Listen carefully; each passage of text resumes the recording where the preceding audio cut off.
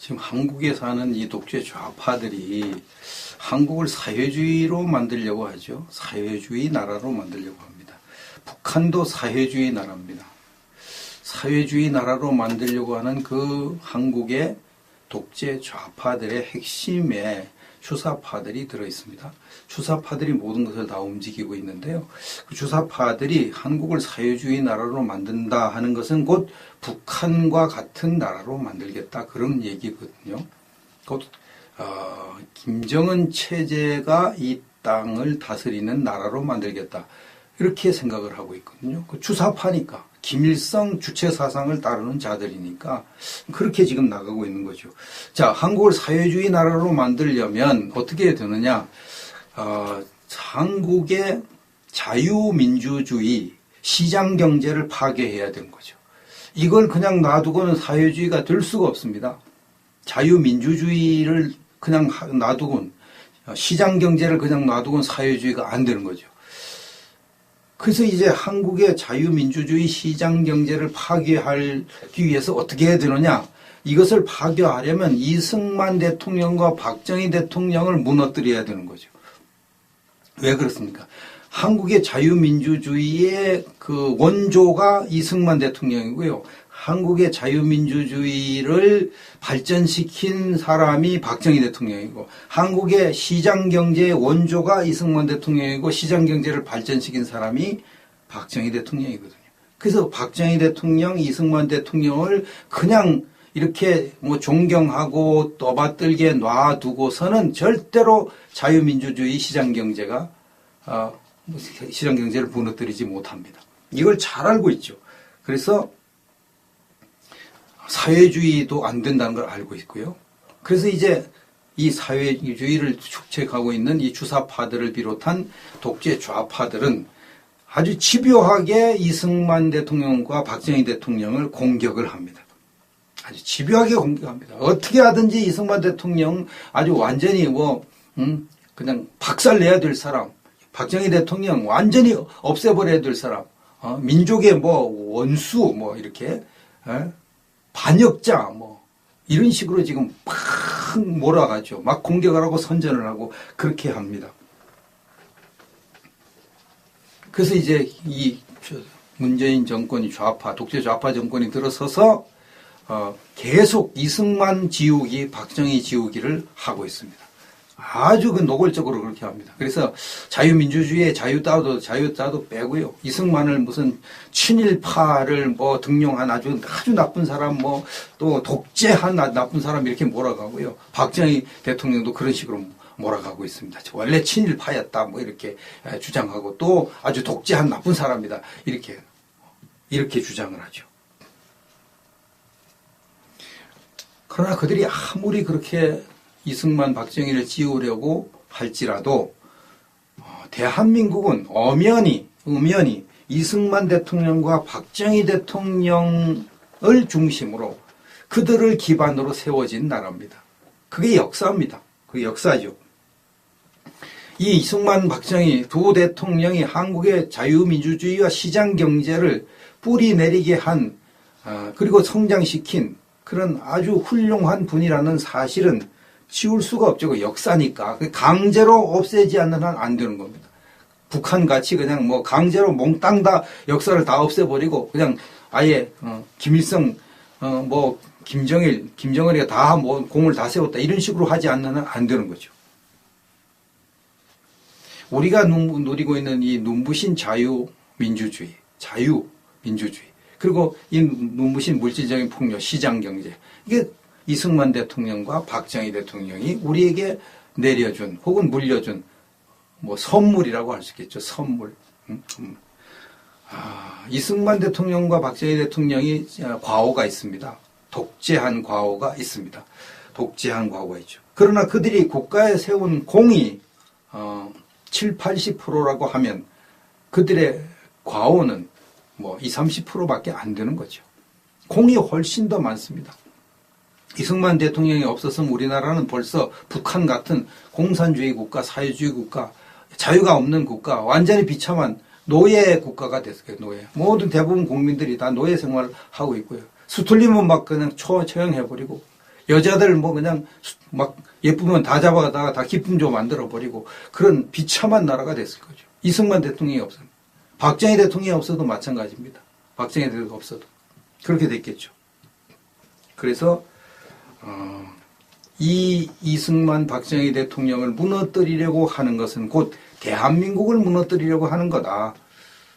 대한민국을 무너뜨리기 위해서 대한민국을 무너뜨리고 사회주의 국가로 만들기 위해서 그들이 그렇게 이승만 박정희를 공격하는구나 하는 사실을 우리가 깨닫고 우리는 이승만 박정희 대통령의 과오는 당연히 우리가 버리고 그런 것은 우리가 따르면 안 되고요. 그들의 공은 반드시 따라야죠. 반드시 따르고 부각을 시켜야 되는 거죠. 근데 독재자파들이 웃기는 게 하나 있어요. 그들은 하여튼 이승만 박정희 두 대통령이 독재한 것은 그렇게 난리를 쳐대고 욕을 해대고 막 잡아먹을 듯이 막 달려들고 그래요. 그런데 북한의 김일성, 김정일, 김정은이가 독재하는 것은 입 딱 다물어 버려요. 지낼 편이니까. 입 딱 다물어. 여러분 상식적으로 생각해보세요. 이승만 박정희 대통령이 독재를 더 많이 했나요? 북한의 김일성, 김정일, 김정은이 독재를 더 많이 해요. 이게 비교가 안 되죠. 북한은 완전 독재니까 아마 지가 하고 싶은 대로 다 하고 죽이고 싶은 대로 다 죽이고 빼앗고 싶은 거 다 빼앗고 그거 완전 독재잖아요. 그래도 이승만 박정희 대통령은 그렇게 독재가 안 했거든요. 그 북한의 김정일 김일성, 김정은이 독재에 10분의 1도 안 했죠. 그런데 왜 이승만 박정희 대통령 죽일 사람으로 여기냐 이거예요. 자, 당연히 죽일 놈들은 김일성, 김정일, 김정은이지. 그러니까 이게 보통 웃기는 거 아니지 않습니까? 그리고 또 한 가지 더 웃기는 것은 이 독재 좌파들은 한국에 있는 독재 좌파들은 자기들이 독재를 하면서요. 이승만 박정희를 독재자라고 또 욕한다는 거예요. 자기들이 독재를 해요. 원래 좌파들은 체제가 독재 체제거든요. 위에서 명령하면 무조건 따라야 돼요. 안 따르면 무조건 왕따시키거나 제거해버리는 거거든요. 거기에 그 체제에 있는 한 무조건 순종밖에 없어요. 독재, 완전 독재. 그래서 얘가 독재 좌파라고 그러는 거예요. 우리 우파는 자유우파입니다. 뭐 따르고 싶으면 따르고 안 하고 싶으면 안 하고 마음대로 해요. 마음대로 합니다. 자유니까. 자유를 존중해요. 그래서 저는 독재니까. 그래서 이 독재 좌파들이 독재를 하기 때문에 무조건 수장에게 복종해야 되는 거죠. 복종을 하죠. 근데 복종이 얼마나 참 기가 막힌 일이란 북한에서 독재하는 걸 보십시오. 어느 정도 복종합니까? 몽땅 다 갖다가 다 빼앗기고 다 바치고 그게 이제 독재거든요. 다 몽땅 다 빼앗고 다 바쳐요. 그걸 아주 가장 영광스러운 일로 여깁니다. 심지어 목숨도 갖다가 그냥 바치고요. 심지어 정조도 그냥 갖다 바쳐요. 북한에 있는 기쁨조가 그런 여자들 아닙니까? 그렇게 어려부터 사상교육을 해가지고, 김일성, 김정일, 김정은에게 너희 모든 걸 다 바쳐라. 그게 조국을 위한 거다. 이렇게 세뇌가 딱 돼가지고요. 그 자기 걸 다 바쳐도 전혀 거기에 대해서 그런 게 없어요. 그들은. 근데 한국에 있는 독재 좌파도 그런 사상이 있습니다. 그래서 몽땅 다 바치라 그래요. 수장들이 바치라 그래요. 그걸 가장 잘 드러난 것이 충남지사 안희정이가 그 비서 김지은이 이거 이제 썸씽이 있었다고 지금 이렇게 하고 있죠. 썸씽이 있었던 건 사실로 드러났습니다. 충남지사 안희정이도 그걸 인정했습니다. 근데 김지은이가 뭐라고 그랬어요? 안희정이가 내 몸을 요구할 때 거부할 수 없었다. 거부할 수. 우리 체제는 그걸 거부할 체제가 아니다. 이렇게 얘기를 했거든요. 근데 안희정이는 그냥 자유의사에 의해서 합의해서 그렇게 했다고 주장을 하죠. 근데 독재 좌파의 체제가 이게 이제 완전 독재니까 뭘 요구하든지 그대로 다 따라야 되는 그런 체제니까 김지은의 말에 무게가 실 수밖에 없죠.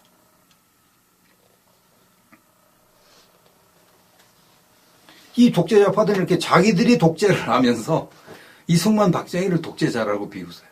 자기들이 독재를 안 하면서 욕을 하는 것은 이해가 돼요. 근데 왜 자기는 독재를 하면서 이승만 박정희는 독재자라고 그러냐. 김일성, 김정일, 김정은의 독재는 놔두면서 왜 이승만, 박정희 그 조금밖에 독재 안 했는데 그렇게 하냐고. 예? 그래서 그들의 이 거짓 선전선동에 절대 속으면 안 되겠습니다. 어제 김진태 의원이 구미에서 열린 박정희 역사지우기 반대 범국민대회에 참석을 해서 연설을 했습니다. 다음과 같은 요제 연설을 했다고 페이스북에 올렸습니다. 태풍을 뚫고 강원도에서 4시간을 달려왔다. 어제 태풍이 이제 부산을 지나갔죠. 그래서 상당히 바람 불고 비도 왔습니다. 4시간을 달려 지역구 행사 5건을 취소하고 왔다. 대한민국이 무너지면 지역구가 어디 있고 국회의원이 어디 있는가? 김진태 의원이 거기가 아니고 이 박정희 지우기가 곧 대한민국을 무너뜨리는 거기 때문에 지역구 행사 5건을 다 취소하고 달려왔다고 했습니다. 정확하게 짚은 거죠. 정확하게 보는 거죠. 박정희 대통령을 지워버리고 없애버리고 이승만 대통령을 지우고 없애면 대한민국 무너지고 마는 것입니다. 내 나이가 얼마나 돼 보이는가 젊게 봐주시는 분들이 있지만 50대다. 내가 태어난 1964년 대한민국은 수출 1억 불, 1인당 소득 1000불로 세계에서 가장 가난한 나라였다. 당시 북한 경제력의 절반밖에 되지 않았다. 지금은 북한보다 50배는 잘 산다. 이 김진태 의원이 태어날 때만 할 때도 우리나라가 북한보다 절반 이상 못 살았거든요. 그 이전엔 뭐 북한보다 아마 한 10배 이상 못 살았을 거예요. 북한이 훨씬 더 잘 살았습니다.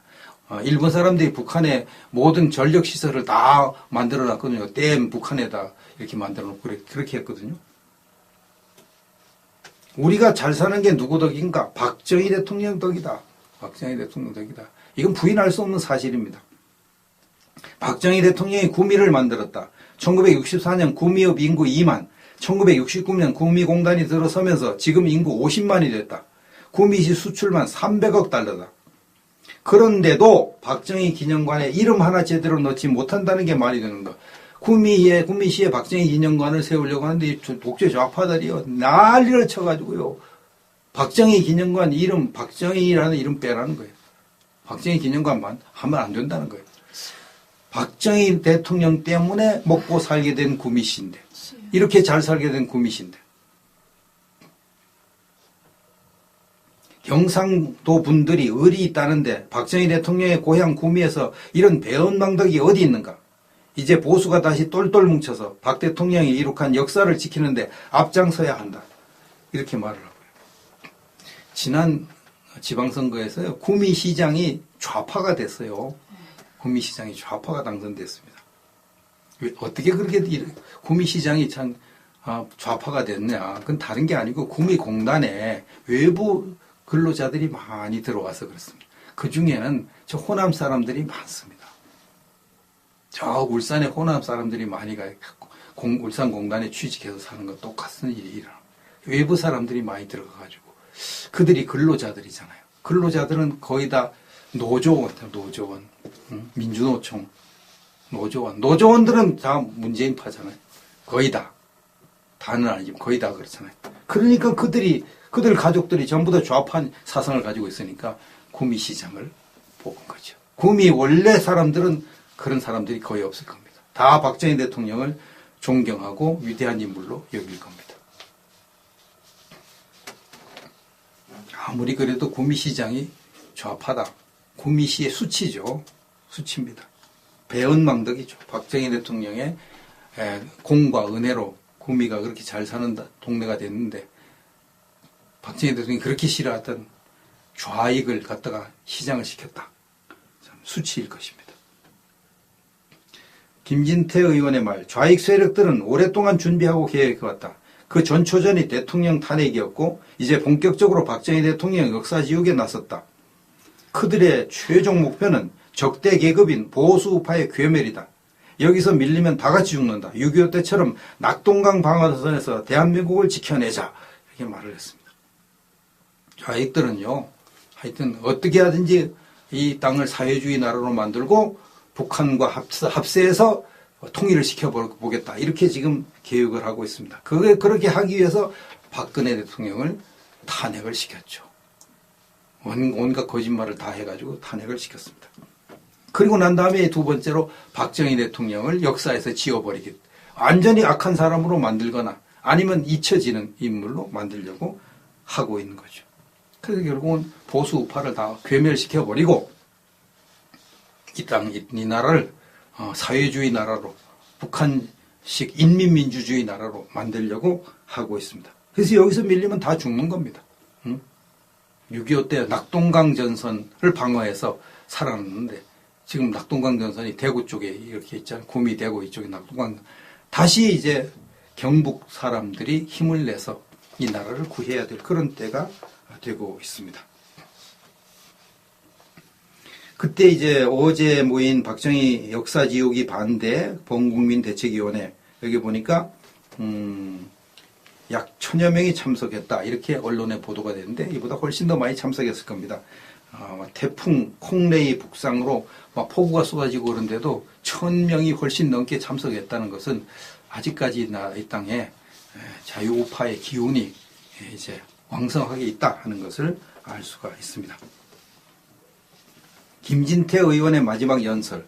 한국당이 마음에 안 들겠지만 지켜봐 달라. 새로운 대표를 뽑아서 제대로 싸우는 야당을 만들겠다. 이렇게 이야기를 하고 있습니다. 새로운 대표를 뽑아서 하겠다 그랬습니다. 지금 문재인 정권이 경제를 파탄내고 있기 때문에요. 문재인 정권이 이제 힘 못 쓰게 돼 있습니다. 이때 한국당이 제대로 대표를 뽑기만 하면, 이번에 그 당협위원장 물갈이 제대로 하고요. 그 다음에 당대표를 제대로 뽑고 대선 후보, 당대표를 제대로 뽑으면 대선 후보도 제대로 뽑게 돼 있습니다. 당대표 제대로 뽑고 대선 후보 제대로 뽑으면 한국당이 다음에 정권을 되찾아올 수가 있습니다. 어제 어떤 목사님이 저에게 다음과 같은 내용의 문자를 보내주셨습니다. 목사님 안녕하세요. 약을 보내줘서 잘 먹고 건강을 회복했습니다. 이분이 소화불량으로 아주 고생을 많이 하실 때 약이 아니고 제가 먹고 이제 소화를 잘 시키게 된 그 식품을 이제 사겠다고 해서 이제 보내드렸는데, 그거 먹고 이제 기운을 차리고 건강을 회복했다고. 이제 약이라고 자꾸 그래서 약이 아니고 식품입니다. 약보다 더 잘 듣는 식품이죠. 뭐 하기에 식품이 다 약이니까 뭐 그렇게 말해도 되겠습니다만, 그런 거 그렇게 하고요. 오늘 황교안 지지율에 대하여 말씀하셨는데, 제가 어제 황교안 지지율에 관해서 황교안의 지지율이 폭등하고 있다 이렇게 얘기했죠. 그걸 지금 말씀하는 거예요. 황교안 지지율에 말씀하셨는데, 국가가 분석하는 통계 기준이 있습니다. 과거 대통령에 당선되는 가이드라인이 35% 이상이면 당선이 됩니다. 지지율 35% 이상이 되는 사람이면 당선이 됐더라, 이렇게 얘기를 하고 있습니다. 이제 이것은 이제 우리가 상식적으로 알아둘 필요가 있어요. 어떤 단체에서 35% 이상 지지를 받는 사람이 나온다. 그럼 원래 여러 사람이 나오잖아요. 여러 사람 중에 한 사람이 35%를 받는다. 그럼 그 사람이 당선될 가능성이 굉장히 높아진다는 거예요. 거의 당선됩니다. 그런데 여론조사 기관 리얼미터가 9월 27일부터 28일까지 실시한 여론조사, 여기 대선 주자 선호도 조사를 보니까 황교안 34.88% 나왔어요. 보수층 지지율. 어차피 보수층의 지지를 받지 않으면 황교안 누구도 이제 대선 나갈 수도 없고 대선에서 승리할 수도 없죠. 보수층 지지율이 황교안 34.8%입니다. 그게 35% 딱 나왔습니다. 홍준표 10.7%, 안철수 9.5%, 유승민 8.4% 포인트 이렇게 나왔습니다. 그런데 더 중요한 것은 한국당 지지층 지지율이요. 황교안 49.1% 나왔습니다. 홍준표 11.1%, 김무성 6.3%, 유승민 5.4%, 오세훈 5.1%. 나머지는 다 도토리 키재기고요. 황교안이 압도적으로 49.1%, 거의 50% 가까이를 맞아요. 이 정도로 이렇게 하면은 이건 도저히 이제 황교안을 능가시키는 사람이 나올 수가 없다는 그런 것을 말하죠.